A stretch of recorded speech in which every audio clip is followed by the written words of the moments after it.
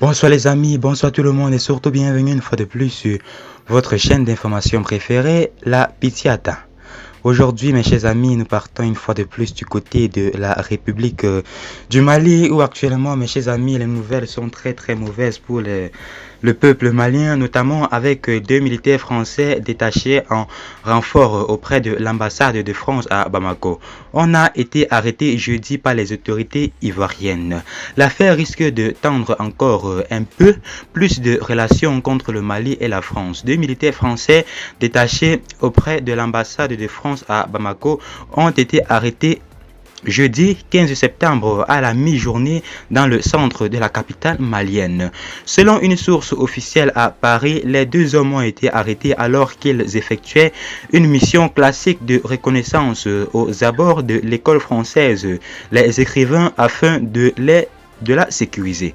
Toujours selon cette source, les deux militaires disposaient de passeports en règle et se sont montrés bien sûr coopératifs lors de leurs interpellations. Ces deux militaires étaient présents au Mali en renfort auprès bien sûr de l'attaché de défense à l'ambassade. Ils étaient notamment chargés du bilan de sécurité de l'ambassade et de la sécurité des ressortissants français dans le pays,